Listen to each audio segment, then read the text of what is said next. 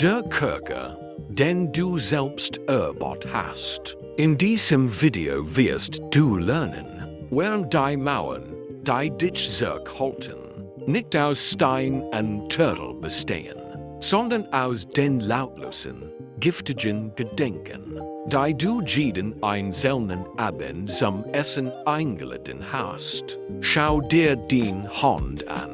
Schau sie dir wirklich an. Sie sind ruhig. Sie sind fähig. Sie sind dieselbe biologische Maschinerie, die von Männern und Frauen benutzt wurde, die den Lauf der Geschichte verändert haben. Aber warum fühlen sie sich so schwer an? Warum fühlt es sich an, als würdest du dich durch tiefes Wasser bügen? Jedes Mal, wenn du noch etwas herumgreifst. Ich weiß, warum. Es liegt darin, dass du von einem Geist verfolgt wirst, aber nicht von Gespenstern oder Dämonen. Du wirst von einer Version deiner selbst verfolgt, die dein Niederlage akzeptiert hat. Noch bevor der Krieg überhaupt begonnen hat. Du sitzt da und wartest auf ein Zeichen. Wartest darauf, dass sich die Wirtschaft dreht. Wartest auf den einen Glückstreffer. Du wartest darauf, dass jemand vorbeikommt und dir die Landkarte zu dem Leben überreicht, von dem du glaubst, dass es dir zustiftet. Aber hier ist die brutale Wahrheit, wie der du weglaufst. Niemand kommt. Niemand wird dich retten.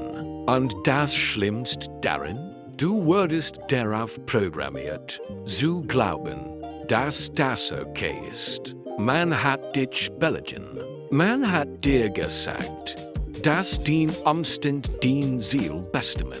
Man hat dir gesagt, dass dein Zukunft hohl sein muss. Nur weil deine Taschen leer sind. Das ist ein Lüge. Es ist die teuerste Lüge, die du jemals glauben wirst. Denn Armut beginnt nicht auf deinem Bankkonto. Sie beginnt nicht bei deinem Chef oder deiner Regierung. Sie beginnt in dem Moment, in dem du aufwachst und dich stehst und entschiedest, dass heute nur ein weiterer Tag zum Überleben ist, anstatt ein Tag zum Erobern. Du hast es dir bequem gemacht, nicht wahr? Selbst in deinem Kampf gibt es eine Art Krankbequemlichkeit. Du hast dir ein Nest aus deinen Ausreden gebaut. Du hast es mit den Geschichten ausgepolstert. Warum es gerade nicht der richtige Zeitpunkt ist oder warum dir die Mittel fehlen. Du scrollst durch dein Handy, beobachtest andere Leute, wie sie das Leben führen, das du willst, und sagst dir, sie hätten einfach Glück gehabt. Du sagst dir, sie hätten einen Vorsprung gehabt. Du benutzt ihren Erfolg als Entschuldigung, um stehen zu bleiben. Denken die Stunden, die du verschwendet hast. Die Stunden sind die Rang deines Lebens, und du wirfst sie in ein Feuer, nur um dich für ein Minute aufzuwärmen. Du tauschst dein Potenzial gegen einen billigen Kick Dopamin.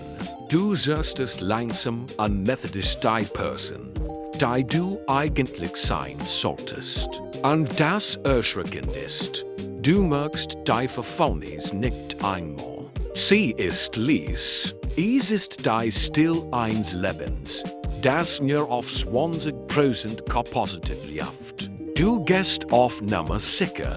Du hast so viel Angst wie an dem Scheitern, dass du nicht erfolgreich bist. Du hast den Schmerz der Disziplin gemieden. Und jetzt ertrinkst du in dem langsamen, erstickenden Schmerz des Bedauerns. Jedes Mal, wenn du morgen sagst, stirbt ein Stück deiner Seele, denn das Morgen ist ein Friedhof. Auf dem Thron Veriten. Morgen ist der Ort, und dem sich die Schwachen vor dem Spiegel verstecken. Schau in diesen Spiegel. Wer ist das? Ist das ein Krieger? Oder ist das ein Geist, der auf die Erlaubnis wartet, existieren zu dürfen? Der Feind ist nicht da draußen. Es ist nicht das System. Es ist nicht dein Herkunft. Es ist die Stimme in deinem Hinterkopf, die flüstert. Das ist nichts verlügt wie uns. Die Stimme ist ein Dieb. Sie hat dir ja gestohlen. Sie hat dir Gelegenheiten gestohlen, die direkt vor dir standen, weil du so beschäftigt damit warst, auf den Few zu starren. Man hat dich darauf trainiert, in Mängel zu denken.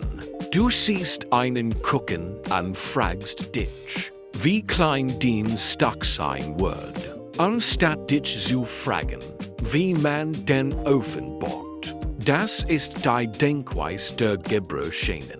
Es ist ein geistiger Krieg, dessen der weit offen steht, aber du hast zu viel Angst, hinauszugehen, weil du vergessen hast, wie man die Luft der Verantwortung atmet. Du willst die Krone, aber du hast Angst vor ihrem Gewicht. Du willst die Seele, aber du hast den Dreck in deinen Schuhen. Du schiebst auf, du weigerst, du denkst, bis die Identität am Boden liegt. Du behandelst dein Leben wie ein Generalprobe, als hättest du noch 100 Jahre auf dem Konto. Hast du nicht. Du stirbst gerade jetzt. Jeder Atemzug, den du nimmst, ist einer weniger, der dir bleibt. Und was hast du mit denen gemacht, die du bereits verbraucht hast? Hast du irgendetwas aufgebaut? Hast du dich gebüscht, bis den langen brannten? Oder hast du einfach nur Platz weggenommen? Der Unterschied zwischen der Person, die du bist, und der Person, die du sein willst, ist lediglich das Mehr und Schmerz, das du bereit bist zu ertragen. Du willst den Schmerz, pliet und vergessen zu sein, statt den Schmerz, erschöpft und erfolgreich zu sein. So oder so, is tat weh. Warum also willst du den Schmerz, der nichts einbringt? Die tickt, hörst du das? Es ist kein rhythmisches Gergasch. Es ist das Gergasch deines Lebens, das aus einer Wand ausläuft, die du nicht heilen willst. Ist lediglich das Mehr und Schmerz, das du bereit bist zu ertragen. Du willst den Schmerz, pliet und vergessen zu sein, statt den Schmerz, erschöpft und erfolgreich zu sein. So oder so, es tat weh.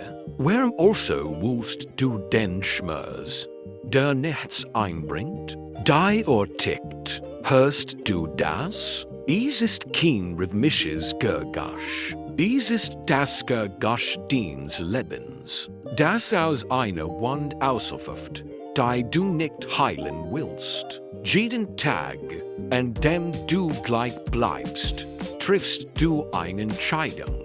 Du entschiedest dich davor, ein Opfer zu sein. Du entschiedest dich davor, dass die Welt deinen Wort diktiert. Dein Potenzial ist ein Führer, aber du schattest seit Jahren Wasser darauf, weil du Angst vor der Hitze hast.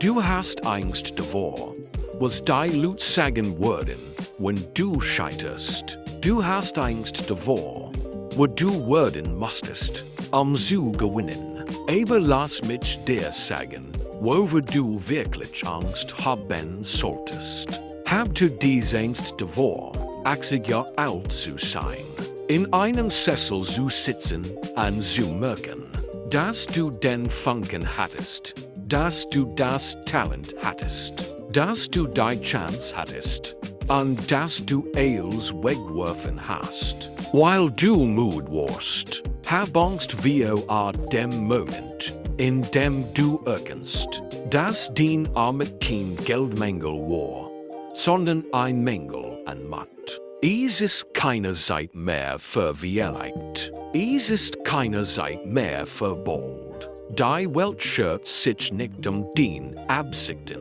Sie schert sich nicht den fast. Sie schert sich nur darum, was du tust. Der Druck steht. Du fühlst es jetzt gerade in deiner Brust. Dies Eng, das ist dein Geist, der versucht, durch den Betten zu brechen, den du aber hingegen hast. Schreit dich an, aufzuwachen, verlangt, dass du aufhörst, dich mit Krummeln zufrieden zu geben, wenn du eigentlich die ganz Bäckerei besitzen solltest. Du stehst auf einer Goldmine, aber du beschwerst dich über den Preis für ein Schaufel. Nimm das Werkzeug in die Hand. Fangen zu graben. auf, in den Dreck zu schauen, anfangen, noch dem Glanz zu sacken. Dies ist der Moment. Hier ändert sich die Geschichte, oder hier endet sie. Du musst dich entscheiden. Jetzt sofort. Nicht wenn das Video endet. Nicht morgen früh. Jetzt wirst du weiterhin wissen, dass dein Verstand ein Gefängnis ist. Oder wirst du in ein Festung verwandeln? Reichtum ist keine Soll auf einer Bank. Reichtum ist ein Kriegszustand. Es ist ein täglicher Kampf gegen den Teil von dir, der aufgeben will. Es ist die Weigerung, ein Nein von einer Welt zu akzeptieren, die darauf ausgelegt ist, dich klein zu halten. Wenn du dein Leben ändern willst, musst du deine Frequenz ändern. Du musst anfangen, dich mit einer großen Dringlichkeit zu bügen. Du musst arbeiten, wenn sie schlafen, lernen, wenn sie feiern, und durchhalten, wenn sie sich beschweren. Du musst ein Person werden, die Armut nicht mehr wiederkennt. Du bist kein Opfer deiner Umstände. Du bist ein Opfer deiner Entscheidungen. Also entscheid dich anders. Entscheid dich davor, derjenige zu sein, der das für überlebt hat und als Stahl hervorgegangen ist. Entscheid dich davor, derjenige zu sein, aber den sie sprechen, wenn sie über Legenden reden. Geh da raus und hol dir, was dir gehört. Nicht weil du einen Anspruch darauf hast, sondern weil du bereit bist, davor zu bluten. Das Einzige, was zwischen dir und allem steht, was du jemals wolltest, ist der Müll, den du dir selbst erzählst, während du es nicht haben kannst. Wir bringen die Ausreden, die das zeigen, auf, wie ein Sklave zu denken, anfangen, wie ein Knecht zu leben. Wenn dich dies Botschaft dort getroffen hat, wo es wettert, dann deshalb, weil die Wund geöffnet werden muss, damit sie endlich heilen kann. Lass dies nicht einfach ein weiteres Video sein, das du anschaust und wieder vergisst. Wenn du bereit bist, die alte Version deiner selbst zu tun, dann sei es. Abonniere diesen Kanal, deinen Verstand scharf zu halten. Und teil das hier mit jemandem, der Notschuld. Wir bauen einen Stamm der Erwachten auf. Die Jad beginnt jetzt.